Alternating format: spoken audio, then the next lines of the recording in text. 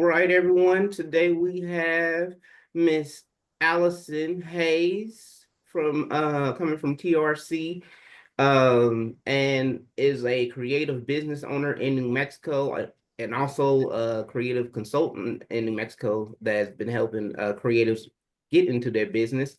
So I just wanted to give the space for her to introduce herself, and then we'll go into the first question of tell us a little bit about your creative journey and what inspired you to start your business or organization?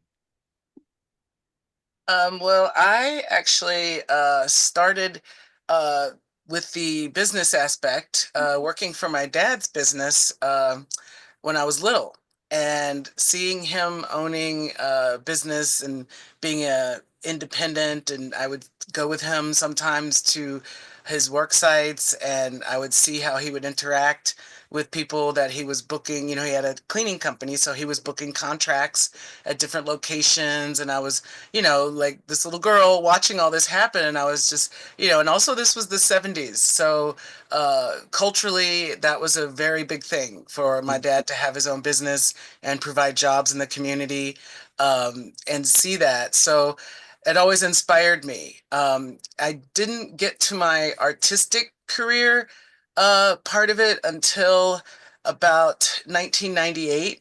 A friend of mine took me to a jewelry supply store in the jewelry district in New York City, where I lived for 20 years. And I'd had previous careers in the music industry and the restaurant industry, and I hadn't quite found, what I was going to do in life, what clicked. And you could buy components there and put them together, to make your own jewelry. And I quickly became bored with that because I couldn't like do the things I wanted to do. So I started working with cold connections and wire wrapping and things like that. And I quickly became bored with that because I couldn't quite, get the pieces to look like I wanted to.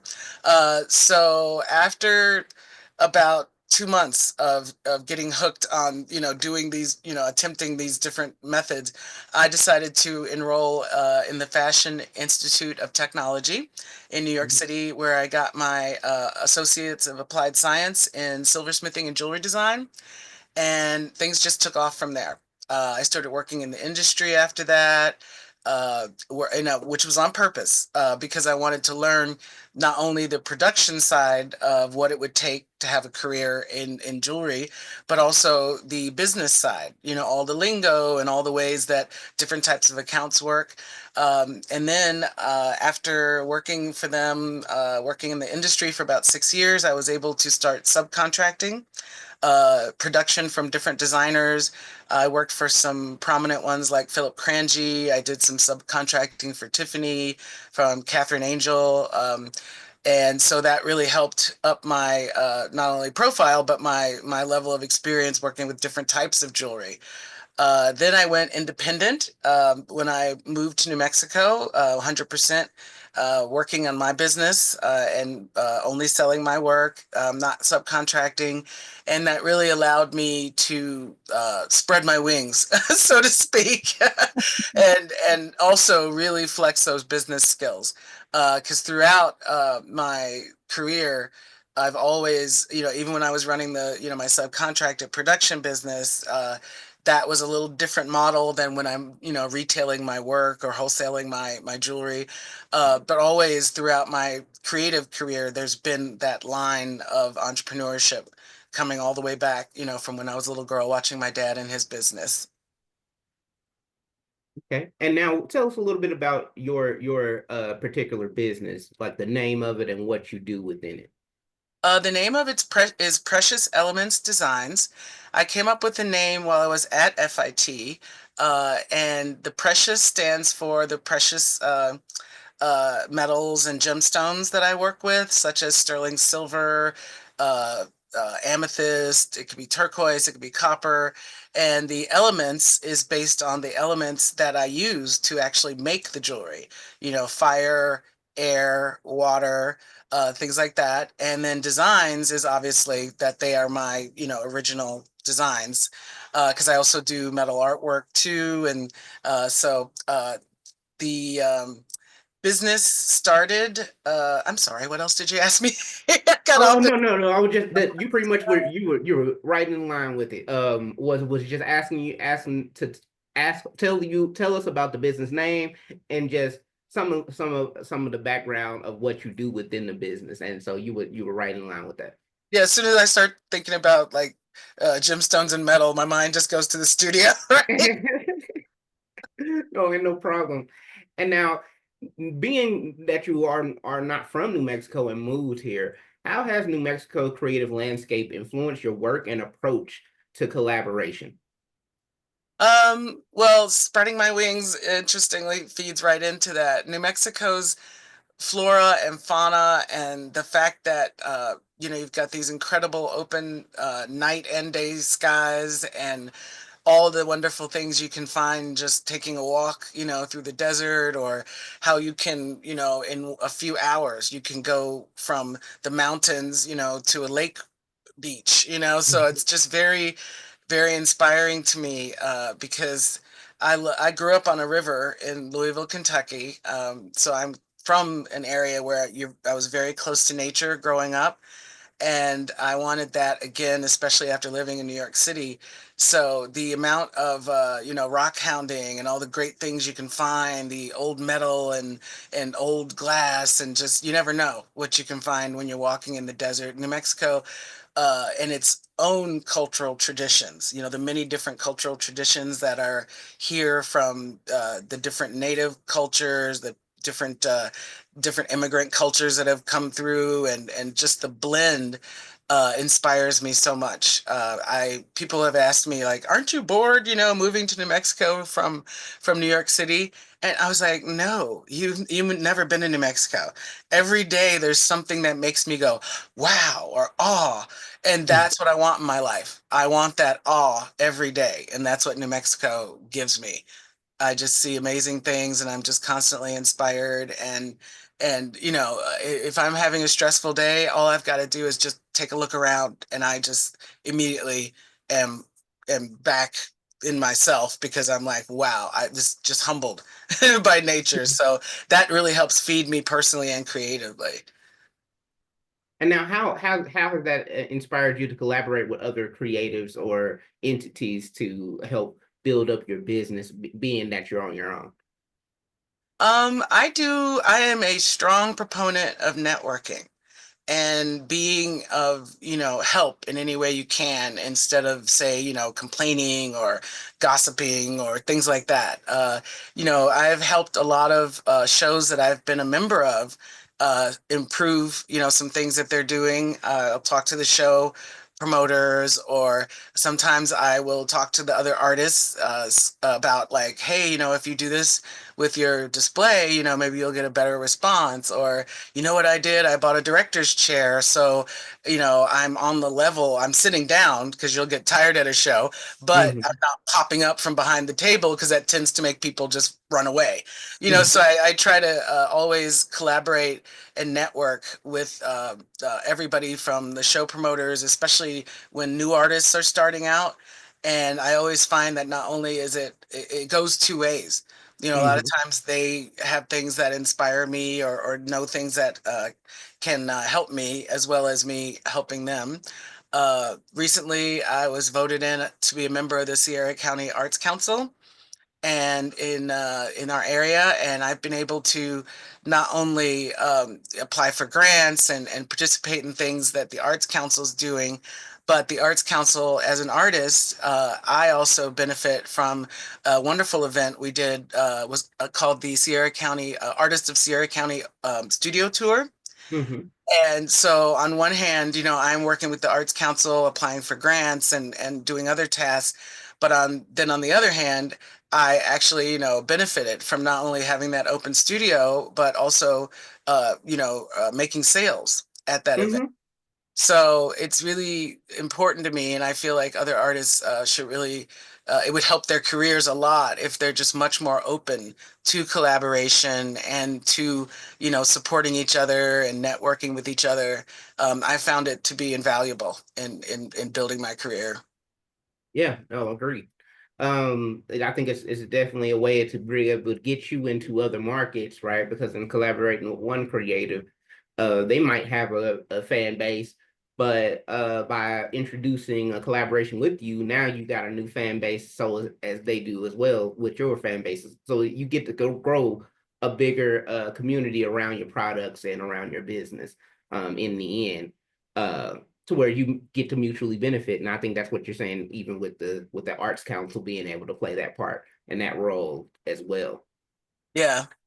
So what's a collaboration that you've been a part of that had a lasting impact on your business or your community? I feel like the community one would be what I just mentioned with our local arts council, because there are other things that working for them, I am benefiting other artists and also the wider community, business community in general, such as the lodging and the restaurants, that the arts, will attract. But I will go back to when I first started to after I graduated. I My favorite professor, and I will say I was his teacher's pet. He passed away during my spring, my last semester before graduation. And his wife knew me and knew about my relationship professionally with her husband, and he passed away, and she basically didn't know anything about the business. And she said, Allison, can you come, and help me with the business? So I came in and I worked in production as a manager, and then I also worked as a bench jeweler. I worked in design assistance. And when I saw a problem with us having to refinish work that we had already paid an outside contractor to finish, I saw an opportunity to not only build my business by taking on this subcontracting, but help her save money in her business.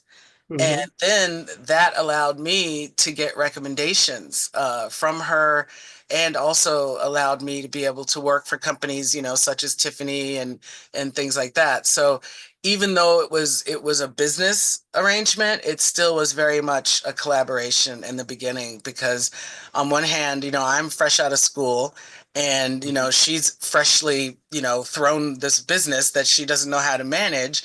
So even though it was a business arrangement, it was definitely a collaboration between the two of us to keep the business going and growing.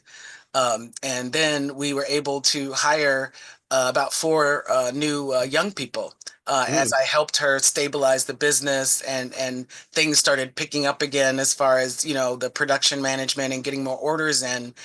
We were able to create four new jobs, so that was definitely helping the community too. Yeah, mutual benefit for all.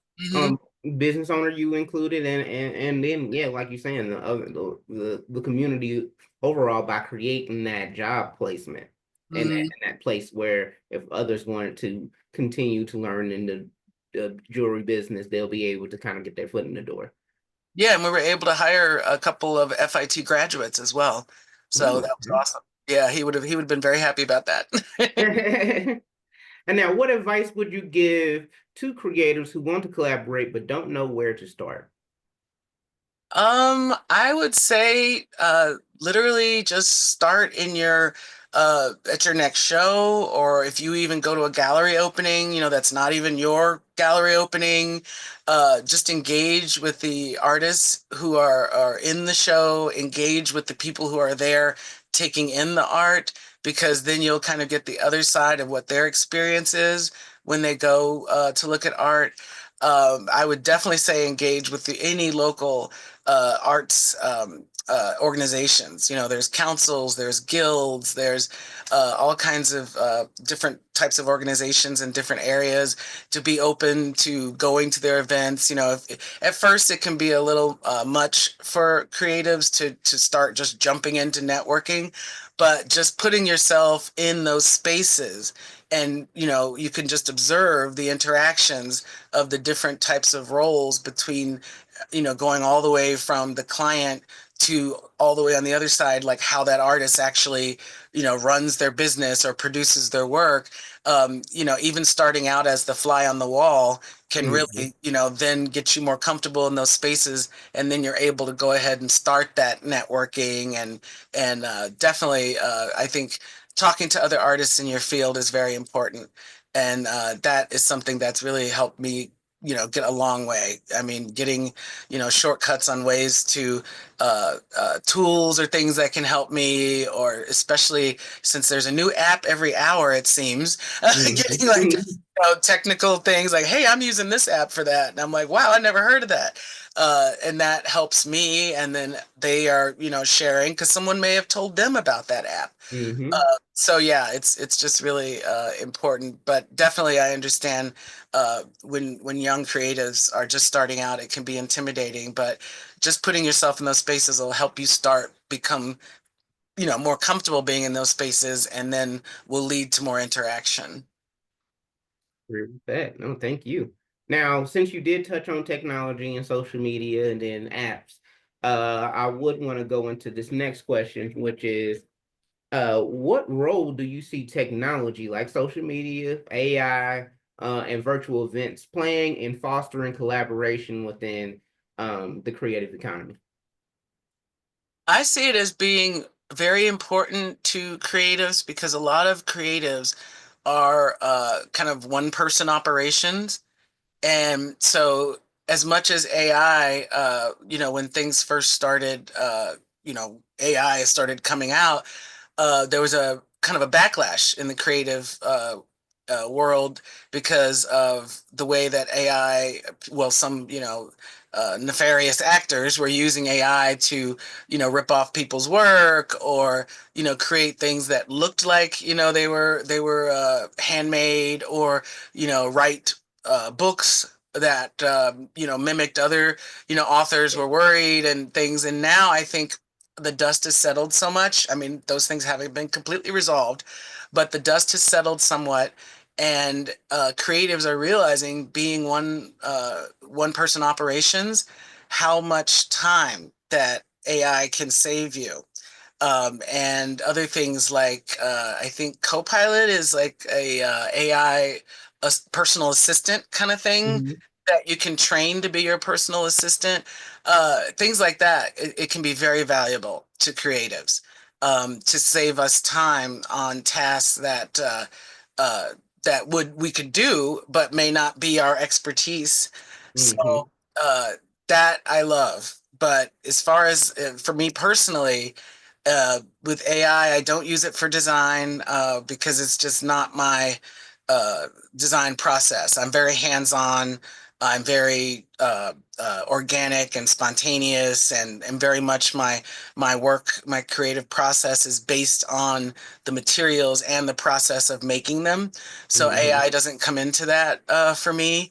But things like social media, that's a good example. I always would engage on social media using pictures, and then later video when the algorithm started pushing that more. Uh, Hmm. but one big lesson I learned, and I've been working with a jewelry marketing collective. That is another great collaboration that's helped me a lot. Even though it is a paid space, but it's a paid space where, they are professionals in their fields, and they have Hmm. larger, knowledge of these things. So it's worth it for me to be in that paid space to be able to tap that knowledge. Um, but the great thing about it is it helps me not have to start from scratch, with Yes. everything. I'm not reinventing the wheel all the time. And when I literally started to show up, like literally my face on social media, my numbers changed completely. I mean, I would get maybe, 25, 75 views on a reel. The first reel that I showed my face in while doing a technique demo, for me, it went viral. I got over 1,500 views, and I Mm. was shocked. I was like, what? Oh, okay. So people really do want to see my face. So that was a big marketing revelation for me. I mean, my pictures and my marketing, as far as like, on my profile page or on my website or things like that. But when I showed up dynamically, working with my face in the videos, I could see that, people, a lot of creatives, part of your work or marketing your work is you. People want to get to know you. So Hmm. that was a big lesson. The other big thing is having a very efficient website that you can turn into a high converting website. It's worth investing in. Shopify is my platform. I bought an upgraded theme. I hired someone not to build the whole thing, but just to do the stuff that her expertise, she could do these things in 2 hours and it would have taken me 2 weeks. So it was Hmm. worth it for me to, pay her to do certain things. And also I had her set it up so I could then, update things.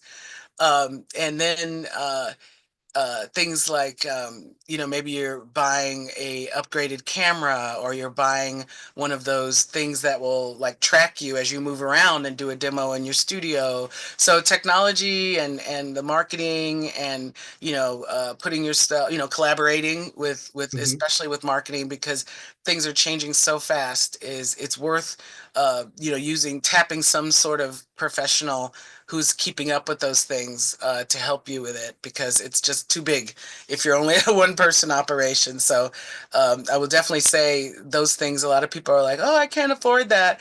But it's actually investing in your business. And if you don't put money in, you're not going to get money out. Yeah.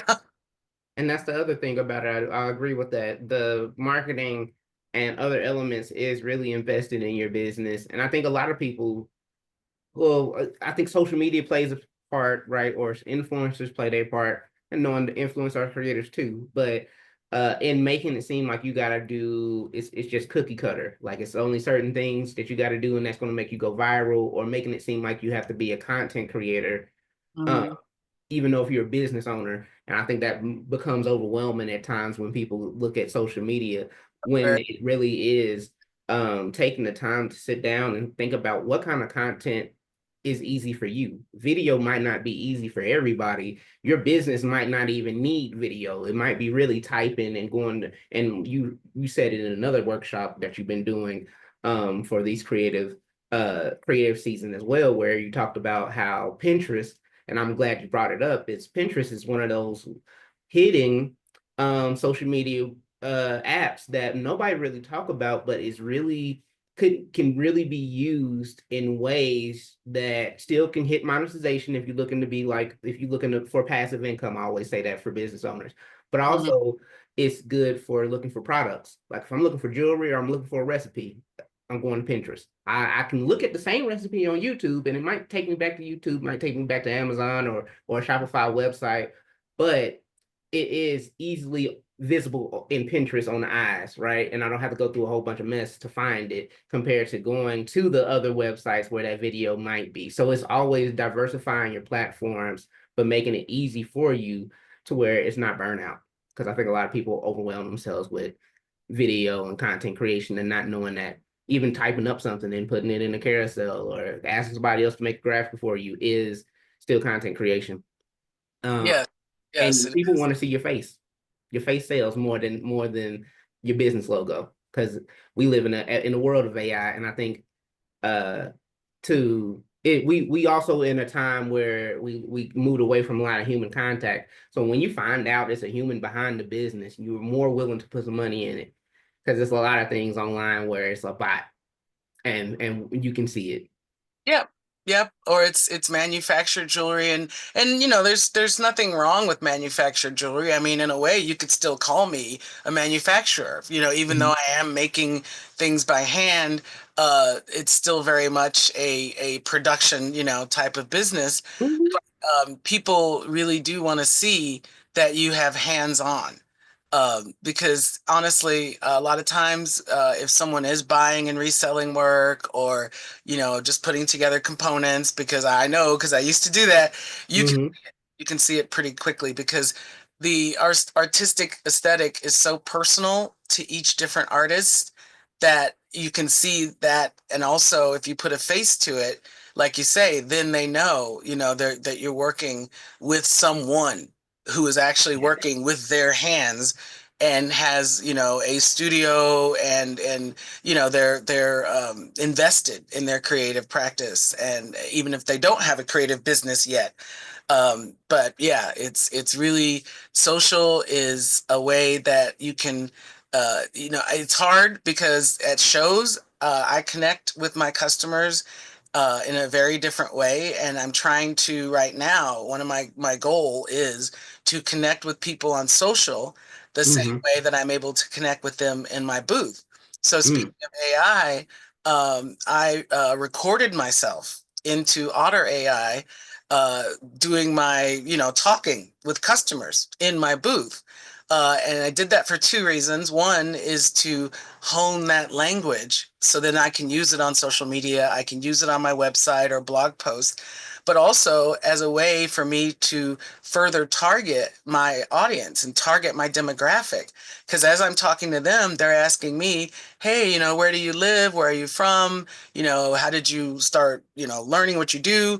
I'm asking them the same things. I'm like, hey, Mm-hmm. where are you visiting from? Or, that's a really cool dress. That would look great with this necklace. Or, so it's giving me something that I can then use AI to boil down, that target off audience, and spit out demographics, analytics at me thing. And that's Mm-hmm. another way that it saves time and can really help with marketing.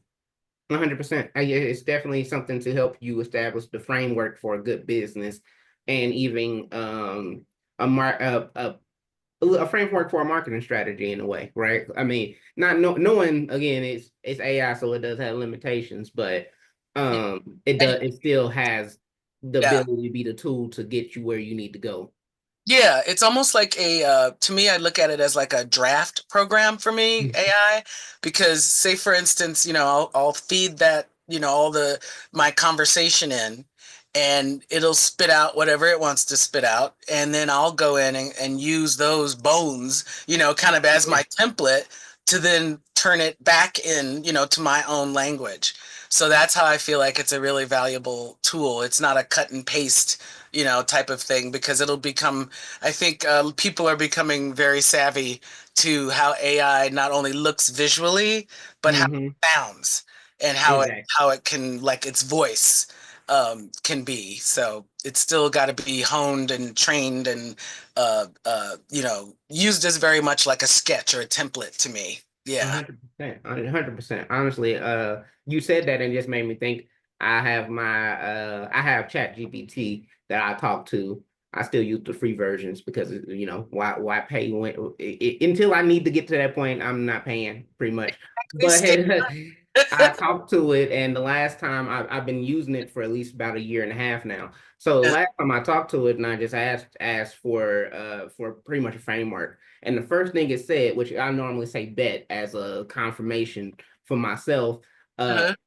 and it was like, yeah, bet, I got you. And then sent it, and it spoke just like I would in response, but when it wrote professionally. So it was really crazy how it does start to catch on to your own lingo and what other ways that you want it to talk back to you as. So it does start to get your language and your style of voice. Oh, that's great to hear, because that's part of it that I have only begun to touch on. Talking to it where it learns my language and stuff. So yeah, that's great to hear. I can't wait to Yeah. explore that. Yeah. Yeah, if I'm like my inside is mine sounds like a southern gent. So so you if it talks back to you, you can definitely change its own voice to where it feels something more comfortable for you as well. So it's really cool. So now I know what else I like about your voice, because I'm from the South too. I knew I heard something in there, even though I don't 100%. have such a strong accent. But as soon as I go back and visit, I just fall right back into it. That's how it goes. It's like, I mean, for being in a professional setting, it's always going to be clearer, but still have a little twang to it. Yeah. All right. And so my next question would be, since just speaking on, because you did speak a little bit about how to get over that hump of getting out of that individual mindset and really getting into the collective mindset. So I will want to get into the question of how do you think creative businesses in the state of New Mexico can work together to not just grow individually, but also grow collectively? Uh, I would say that word we have been using quite a bit is collaboration. For instance, a high-end retailer, she has her own independent boutique in Albuquerque.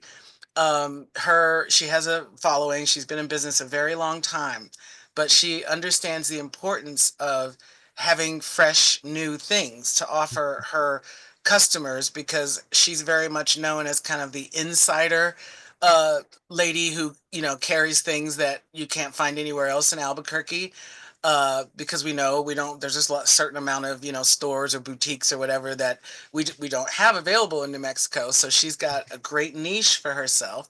But what she also does, which if you ask me, she doesn't even need to, but she's smart. She has independent artists like me come in and have trunk shows there.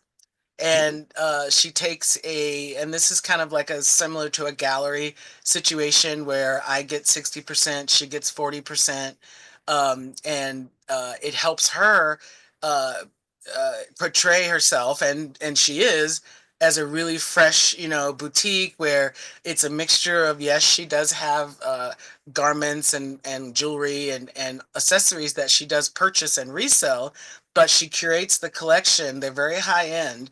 So then she brings in designers like me to do trunk shows. And that is something that is a great example of collaboration between two independent businesses. Other things are similar to artists literally working together. There might be someone else who is a jeweler just like me, and I need some help in my studio, and they want to learn a technique from me that they don't know how to do, and they can come in and not only help me produce my work but learn that technique in the process as a Mm-hmm. trade. So we're teaching, it's a, there's no money involved, but the financial benefit of it is the skills and the Yeah. production that's being exchanged. The other thing I would say is, again, just talking to each other. Sometimes I'll see say if you're even just walking through a show, you're not actually, an artist. You haven't started. I mean, I'm sorry, you haven't started doing shows yet as an artist. So a good thing to do is start going to art shows and find, that way you can kind of see the different styles and kind of feel of the different shows. You can look at possible display ideas. You can talk to the artists in the booths. I mean, this is something that I did, like, what's your career, kind of what's your business model? Or, some people, it could be that, hey, I'm retired and, I just do shows to be able to, sell my work, which is, something I just do for fun. Or Mm-hmm. it could be, someone who is more established and maybe even has a couple of employees, or it could be a one person operation. So if you walk around and you just start talking to artists, you'll start to, figure out like how, where I could fit in with this. And also this goes for suppliers. Your Mm-hmm. suppliers and are amazing sources of information, especially regarding your literal supplies and raw materials you're buying, but also the other people in that store who are buying supplies. They're probably, doing something similar to you. And many times I've been just shopping at a case next to another jeweler or something, and we'll start talking, and they've told me about a great show that I didn't know about. Mm-hmm. Or I've told them about it. They were like, well, how do you use that material? And I'll say, oh, I do this with it. And they're like, wow, okay, well, now maybe I'll consider buying some. And then that may, kick off a very successful collection for them. And that show that they recommended to me may kick off, a very successful show for me. So I think even if, like, again, like, even if they're still at the fly on the wall stage and they're a little trepidatious, just going to the supply store, even if you're not buying anything, and just seeing what there is, seeing what new tools there are, or new colors or glazes. And also, yeah, like I said, just visiting art shows, arts events, festivals, different types of shows would be very valuable for them kind of coming out of the gate. Yeah.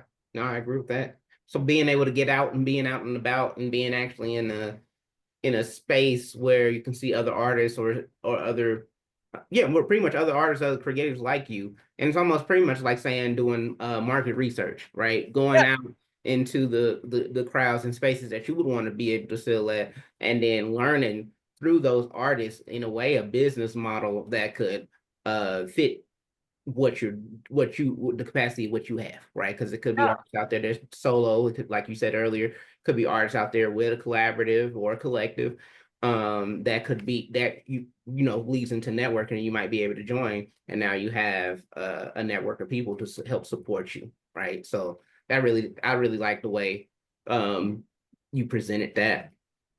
Thank So you. what's one thing that you would want fellow creatives to walk away from with today's conversation? I would like them to walk away with a, should I say it? So many creatives have a long process before they actually own the fact that they're even calling themselves an artist. Even when I was in FIT, as you know, my early degree, I went and got a bachelor's in metal sculpture and art much later in my career. Even when I was taking my business training in creative entrepreneurship, I was amazed at how many people that didn't even had trouble calling themselves an artist. So I think very much early on that mindset needs to be something that creatives need to start working on. Mm, Because what can happen is if you go out into the art world or you go out into entrepreneurship and you're not owning the fact that, hey, I am an artist, my work has value, my work is relevant, you're going to undervalue yourself as you start your career, and you're not going to put yourself in the right spaces. And if you do, you could be exploited. You could underprice yourself and not make money and spin your wheels. So I think that mindset of owning the fact that you are creative and that your work is valid is something that needs to be it could be addressed, in my opinion, very early on. Like it should have been addressed my first semester, of art school, because then I would have known it was something to keep working on. I mean, because it does take a while. I mean, it's not something that, oh, tomorrow I believe I'm an artist. It does take a while, and that's why I think it would be valuable for people to incorporate that early on in their creative education or as they start to make create work. And that's why I think, again, it's a good idea for people to go to shows and see mm-hmm. what's out there, because that'll help them understand and validate their work. They're like, oh, well, look at this painter, who's here. They're very busy, their booth is gorgeous, my paintings, are similar, or, I'm in that, wow, I could be at that level too. So that helps, that validation is by getting out there and helping them realize that, hey, my work can be shown next to theirs. And I see them as so much more, they are more progressive, further along in their career.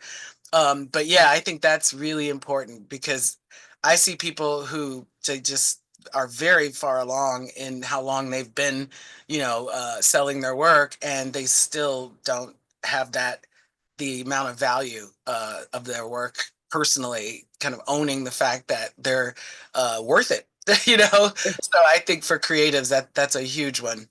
Yeah.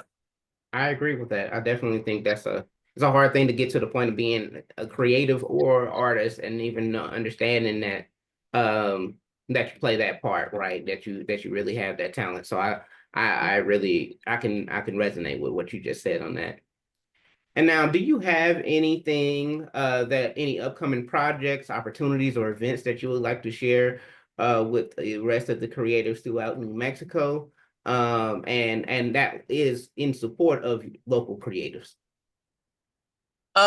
One thing that's coming up that I unfortunately am going to miss because of the another commitment I have, business commitment I have, is in Truth or Consequences, which is a very interesting town with a great history, has a mixture of, arts and hot springs and gorgeous natural beauty.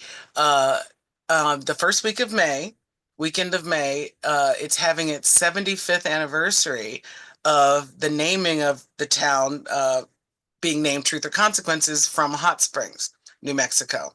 Mm, And it was a game show from the 50s, and the man's name was Ralph Edwards. And he said, any town in the USA, if you rename yourself Truth or Consequences officially, we'll come and we'll do this. I'll bring my show there. Once he wanted to do it, he fell in love with it, and he came every year until the year before he passed away. So mm, vendors can, artists and other types of creative vendors can have booths there. It's a super fun event. It's very unique, and gives you opportunity to kind of be inspired. Another event that is coming up would be let me see. I would say definitely come to the Sierra County Artists Studio Tour, because one thing, there are a lot of studio tours. Like they have, I think El Dorado, north of Santa Fe, has a great one. Studio tours, I think, are also important. Going back to that point earlier about, when creatives are kind of just starting out, going to a studio tour, that really gives you a behind the scenes look at, how this particular artist is producing their work. I personally do demos and things like that. So mm, I would say not only go to a studio tour in Sierra County, but go to a studio tour, because you're also supporting the artist by not only attending, but a lot of times the artists are selling their work at the same time. So there's studio tours all over New Mexico that'll be coming up. So I would highly suggest that people do that. Let me see some other events. I would say again, I mean, we've got, and it's also counterintuitive in New Mexico. Some things that aren't necessarily called an art show mm, have a lot of artists there. For instance, Los Poblanos de Albuquerque, in uh, Ranchos de Albuquerque, that's a mm, lavender farm. They have an awesome festival that includes a lot of very high-end artists. So seek out, some of these events, and attend some of these popular events like the wine festivals. We have multiple wine festivals around the state.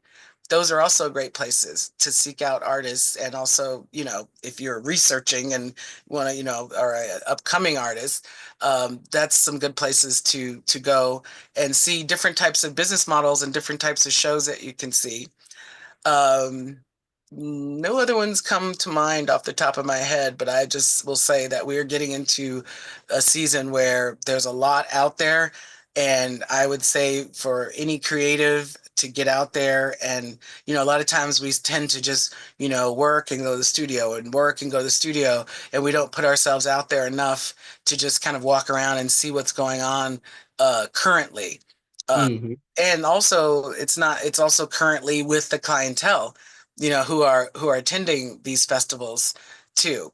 So yeah, there's a lot out there that can benefit creatives if they yeah, take some time and get out of the studio. It's hard. Most definitely. And now I wanted to make sure that we take some time to be able to open it up to some of the attendees. And we have Monica Poland in from earlier, who was actually our 10 a.m. Creative live discussion guest for today. Hi, So, Monica. Monica. Hi, Allyson. It's nice to meet you. This was really great. Oh, I appreciate it. I hope this morning went well. It did. Yeah, I thought it went really well. I tend to blather sometimes, so I hope I was constrained enough in my Everybody's answers, but good. That's exactly what I was thinking. no, you did great. You did a great job. Hmm. I love your necklace. Is that one of your designs? Yes, yes, it is. Let me show you a little bit Oh, more. oh, cool. Oh, Oh, yeah, yeah. beautiful. Oh my gosh, that's lovely. Oh, thank you. Yeah, it's a special silver technique that I do. And I've been told by some jewelers who are very very adept at, many different techniques. And with this particular one, I've been told that they've never seen anything like these in this technique. Oh, So, wow. it's something that I've kind of, originated. I've taken something that already existed, but I've kind of riffed on it and made it Mhm. my own very That's so much. So, cool. thank you. I appreciate that. I Yeah, that am. I'm is not good. too active yet on the TikTok and the gram, but I did follow you on LinkedIn. I think I might be your second follower on LinkedIn. So if you log in there, you've And doubled your followers. it's funny But because LinkedIn, especially now that I'm doing business consulting on yeah, creative entrepreneurship consulting, yep, LinkedIn is going to be a lot more important platform for me. Uh, yeah, so, as Arlen mentioned, I talked about Pinterest, and that is a platform that I'm going to concentrate on developing, and yep, LinkedIn, and those are two new platforms I'm adding. I'd been focusing on Facebook and Instagram, and luckily they're linked now, so you can, post and it'll, share on both. But yeah, I was like, okay, now I'm looking at four platforms. Actually, three are more for my creative business, my jewelry business, and the one, LinkedIn, would be more for my consulting business. So I'm definitely going to be looking into platforms that will allow me to manage multiple accounts under right. one platform. Pinterest, Instagram, Facebook, LinkedIn. Definitely need to streamline that, but also I need to be in those spaces and be active. So I've got to find efficient ways to do that. Right. Yeah, Following exactly. me. Well, I loved what you said about AI because it's so true. It's like that. It's the framework which people still like people. I mean, it does steal a lot of creative stuff, don't get me wrong, and there needs Oh to yeah. be, but Oh like the framework is the part that people seem to miss. It's that Hmm. building yourself a structure so you can get started and kind of get over that fear of getting started, or like build me a script or build me a to-do list or whatever, whatever it is. So I really liked what you said about them. yeah. Yeah, it really can help because I know, even before, oh gosh, it makes me feel old, but I really don't ever feel old. It just makes me know how long it's been. But I Yeah, remember research before the internet.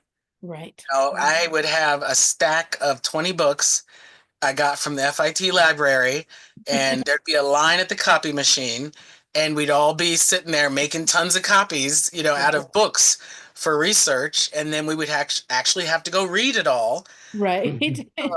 and start writing your outline, then Yeah. turn around and actually start writing, whatever report or whatever, whatever you needed to write, your artist bio or researching for a project. So, uh, Yeah. not that, I mean, I have a book collection. I love books. There's nothing like cracking, a book open. But, it is nice to have these tools to streamline, uh, things like that, because honestly, in this current climate, you couldn't keep up, Yeah, with other Yeah. people who are using that. Yeah. Yeah. Yeah. Yes. So, I mean, not that it's impossible. And of course, people have certain niches where they're able to, maybe not take advantage of that. But on the other hand, there are a lot of us where, AI is really helping us to improve our lives and our Mhm. careers, improve our lives through improving our careers and businesses. Yeah, yeah. 100%. Yeah. Well, I will reach out because it was great to listen to you and just say hello and, I'd love to stay connected. I will. So I'm in Albuquerque, so see if I haven't been, I moved to New Mexico about 8 years ago and I haven't been to Truth or Consequences yet. So it's definitely Or you time got to to come visit. down. Yeah. Yeah, Yeah. and stay in touch because a lot of people, I'm a Main Street ambassador for the Oh, Truth or nice. Consequences, and I'm on the Sierra County Arts Council. And my Okay. mom always says that I could work for the state tourism department. Oh, I cool. do so much about not only Yeah. the state, but about this area. And yeah, it's only a couple hours. It's a straight shot on I-25. And there's a lot of, the great thing about us is we've been called we had a story. We've had many stories in about TRC in some major publications, and one of them called us the Santa Fe of the South. Oh, really? Oh, Yeah, cool. and because we've got, all kinds of amazing spa experiences, the hot springs. really cute little restaurants where they are actually making the food. It's not just, things where the big restaurant supply truck is pulling up and they're just heating it up. Like Right. real food, and also entertainment. That's really taken off. We have a microbrewery.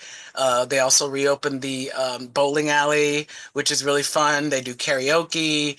And then of course a plethora of outdoor activities and Right. bird watching and things like that. So I would definitely say come down. And we are in the meeting I just had with the Sierra County Arts Council. I did speak to them about the Arts District, Arlen, the Okay. Arts District, and they were excited. They said, go for it. Let's make this happen. And, Right. Arts Council members will be at that meeting. And it's just a really growing area. And these areas all together, all around the state, are only going to foster more tourism traffic for the whole state.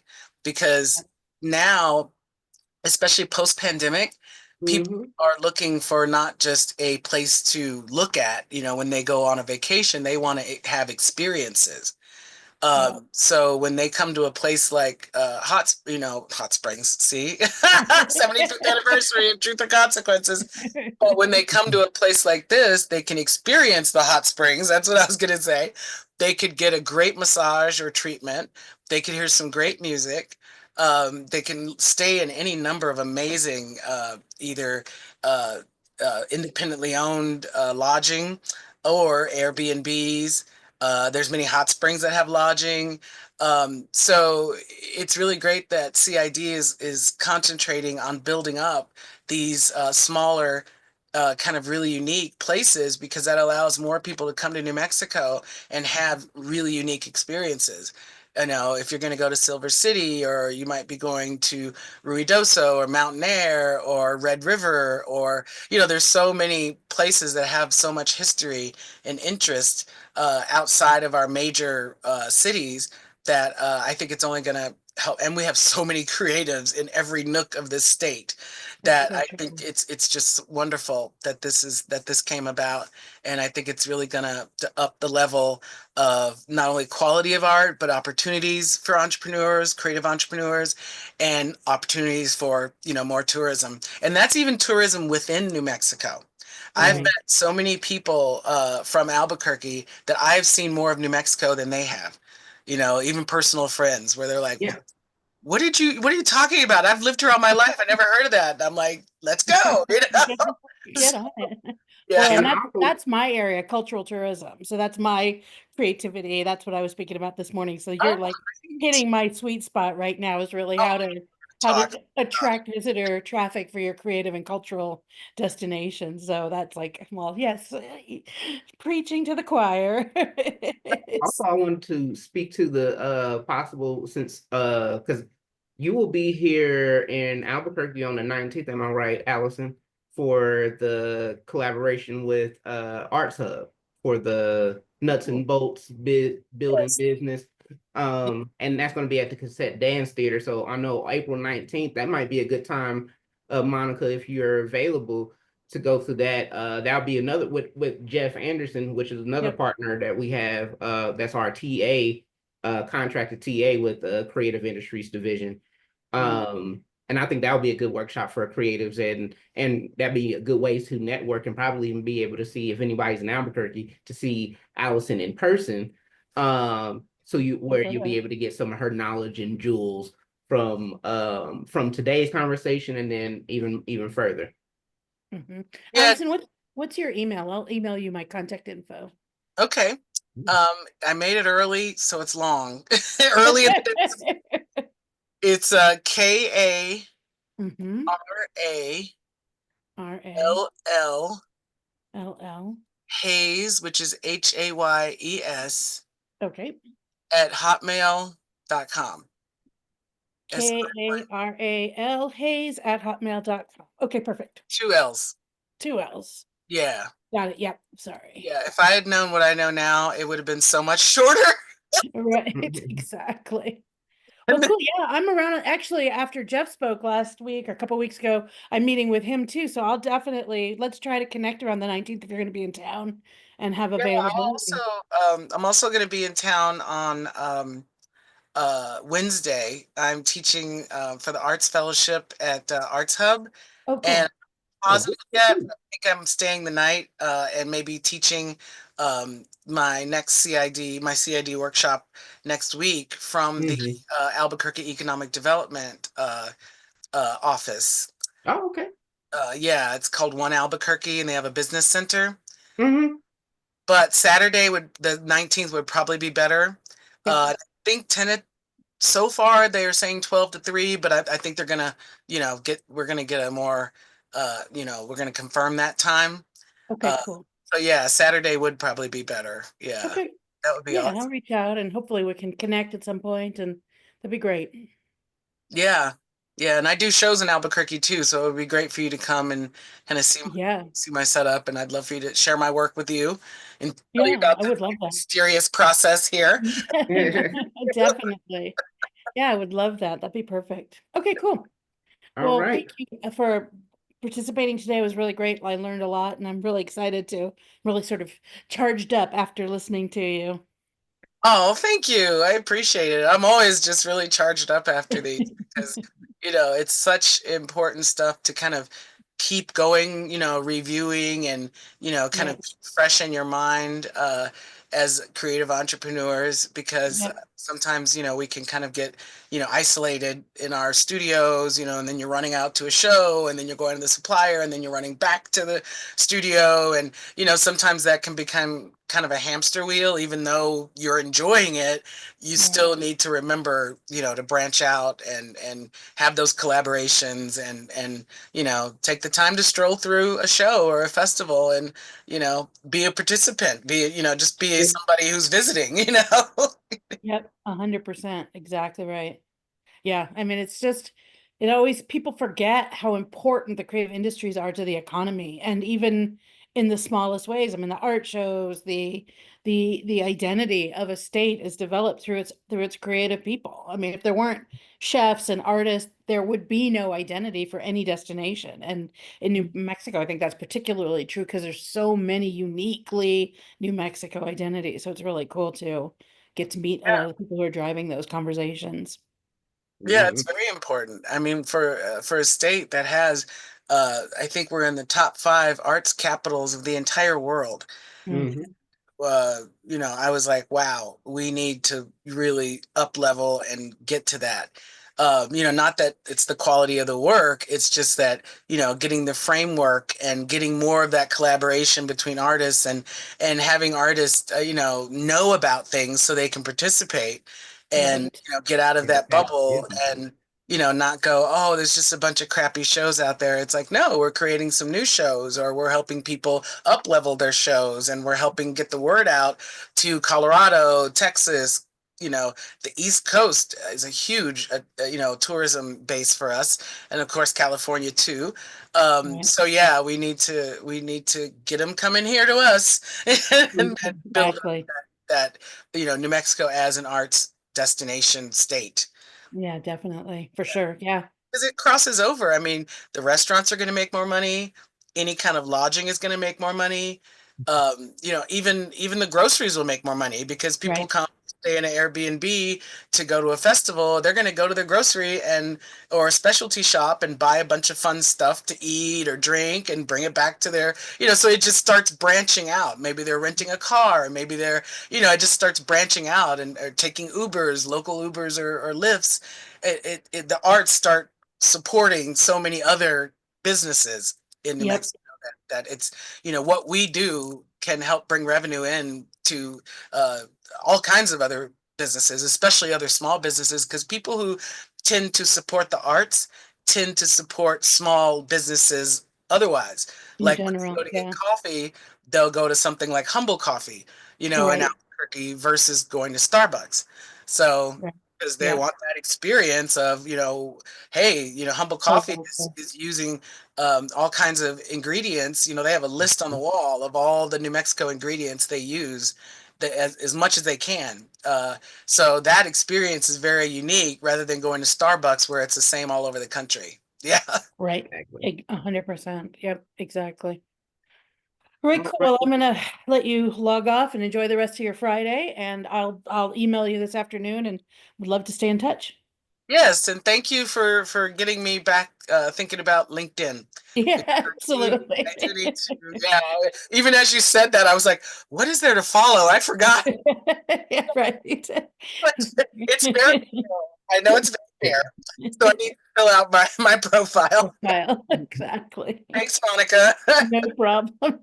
All right, and thank you, Allison. And I will hope to see y'all on the 19th then.